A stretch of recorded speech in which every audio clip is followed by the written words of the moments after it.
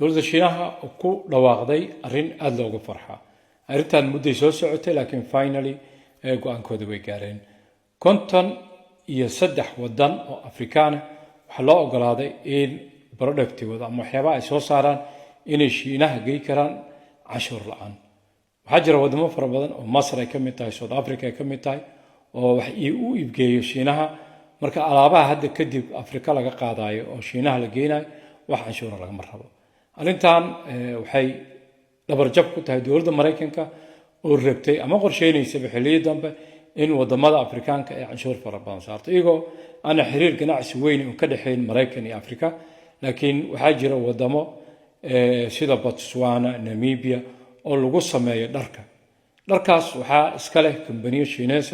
waxaa lagu sameeyo wadamadaas dad masaakiin oo fara badan ka shaqeynay dharkaasna waxaa la geenayay Mareykanka soo kale Ethiopia waxaa lagu beeraa Kenya ubaxaas qayb kamid ah waxaa la geeyaa Mareykanka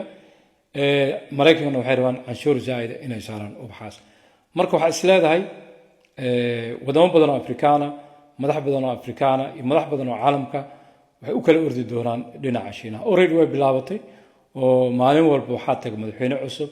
wasaare cusub oo heshiis la soo galo arrintan Afrikaanka arrin fiican u noqon doonta waxa kale oo jira arrin kale oo ay sameeyeen laakiin ayaan daro aanan Afrika lagu darin 70 wadan ayaa waxa looga dhigay visa free wadanka Shiinaha oo bil ay ku tagi karaan visa la'aan wax alaala wax ganacsi ah soo sameeysan karaan ay ka soo noqon karaan arrinta laguma darin qaaradda Afrika sababta lama yaqaan laakiin waxay u badan yihiin wadamo badan oo Yurub iyo Asia kulli waxa laga yaabaa iyadana in la fasaxi doono oo madhow Afrikaanka loo ogolaan doono wadamada qaarkood kulli ma noqonayaan in ganacsigooda ay alaabahooda waxooda ka soo iibsan karaan Shiinaha fiisana looga baahnayn bilna ay ogolaansho haystaan inay wadanka shopping iyo waxay rabaan ka soo sameystaan marka waxa isleedahay Shiinaha xilliga dambe waxay ciyaarayaan siyaasad farqi u dhaxeeyo Shiinaha iyo Mareykanka Shiinaha ninka xukumo asagoo dhalinyaro wiil yara ayuu ku biiray xisbiga wadanka haysto wuxuu soo joogay waqti fara badan siyaasadda fara badan waa nin qabiil waa nin hadal aanan hadlin laakiin waa nin ficilkiisa iyo wax qabadkiisa badan yahay Mareykanka ninkan asagoo 80 jira ayuu damcay inuu madaxweyne noqdo